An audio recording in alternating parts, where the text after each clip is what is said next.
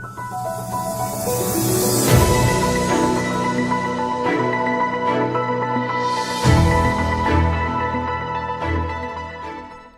morning, and thank you for watching Philly News. I'm Christine. And I'm Lily. So today we're going to be talking about the one-child policy. What is the one-child policy? So the one-child policy essentially started because of the leader Mao Zedong's beliefs. He was the supreme Chinese leader over the years 1949 to 1976 and believed that in the principle that more power essentially would mean more people. Such thinking may be due to Mao's military career and rise to power. Mao acknowledged the hardships of overpopulation on many occasions during the 1950s and 1960s, and there were several times during these decades when it seemed as if China might adopt a national family planning policy. Didn't the birth rate spiral out of control during his reign? Oh, yes, definitely. After the famine during the Great Leap Forward of 1958 to 1959, China's fertility rebounded significantly, and China's total fertility rate reached more than 6 births per woman. Wow. In the early 1960s. Before China implemented their family planning policies, India actually had already started to reduce their growing population. How did that go? Not very well. India was the first country in the world to have launched a national program for family planning in 1952. The first effort made consisted of the Indian government advertising smaller families and focusing on education of the individual in order to slow down population growth. However, seeing that these efforts didn't produce the results that they were expected, emergency planning started in the 1970s. This plan included sterilization camps in which participants were paid to get sterilized or received a so-called green card, including benefits like low-interest housing loans, preference in obtaining housing plots, and enterprise loans and salary increases for government officials. Who wouldn't want that? As time went on, however, these sterilizations started to become involuntary, and they were executed under unhygienic, inhumane circumstances. Between 1976 and 1977, about 8 million people were sterilized in India. But these coercive methods were faced with public backlash, ultimately leading to the abolishment of the sterilization camps. Now, wanting to implement a better family planning policy than India, China came up with the slogan, later, longer, and fewer, in order to mitigate the amount of children that were being born. The slogan endorsed during the National Birth Planning Conference in December of 1973 later meant late marriage requirements of 23 years old for women and 25-year-old for men. Longer signified a birth planning rule for more than 3 years between the first and the second child. Fewer implied that a couple could have 2 children at most. There were some exceptions to this strict ruling. While the Han majority was the only population allowed to have 1 child, minorities and people living in rural areas were permitted to have more than 1 child under the condition that the firstborn was a girl. However, if the second-born child would turn out to also be a girl, the parents would be compensated by the state, for example, with more land for farming, funds for rebuilding homes, and generous pensions. All this effort was made to prevent the abortion of girls and take action against female infanticide. This family planning campaign was successful, and China's overall fertility rate declined by half between 1971 and 1978.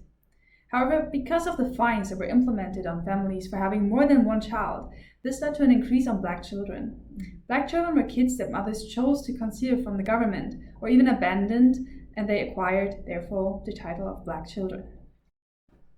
Fun fact, black children weren't only considered children acquired outside of the one-child policy, they were also unregistered citizens, which included those who did not have a birth certificate, those born out of wedlock, orphans adopted outside of the official system, and those who lost their hukou due to marriage traditions, being pronounced missing or dead, or previously held invalid registration papers. Do you really think that's a fun fact? No. The hukou was important to the family because it directly related to the registration of Chinese citizens.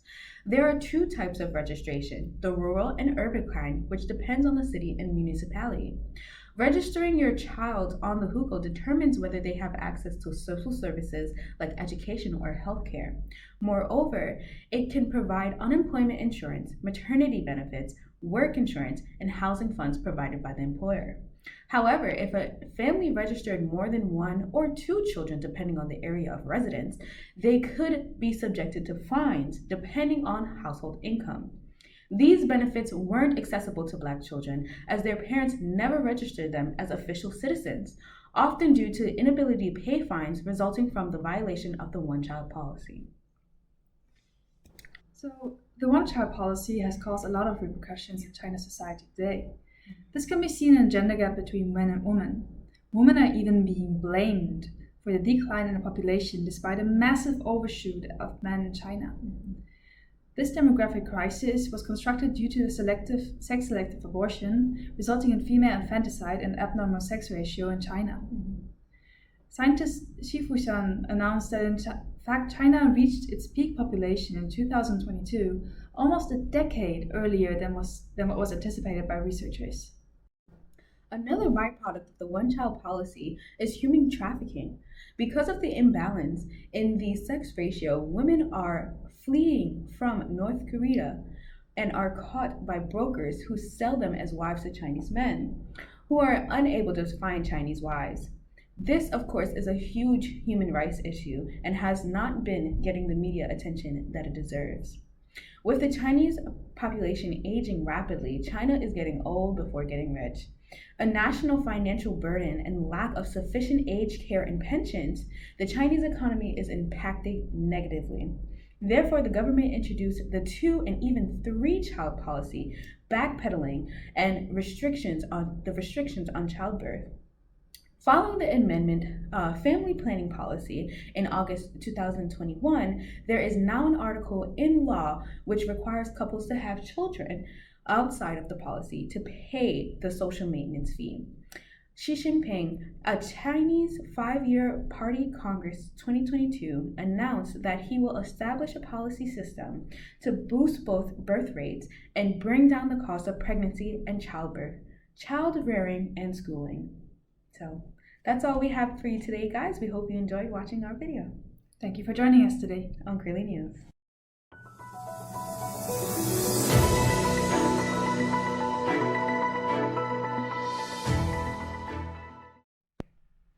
Hi, thank you for watching Curly's News. I'm Christine. And I'm Lily.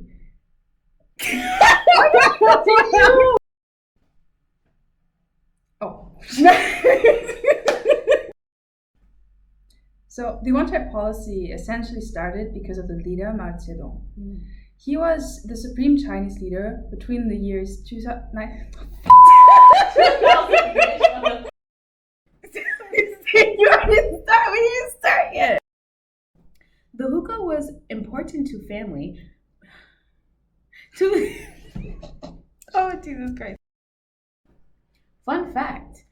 Black children weren't only considered children acquired outside of the one-child policy. They were also unregistered citizens, which included those who did not have a birth certificate, those born out of wedlock, orphans adopted outside of the official system, and those who lost their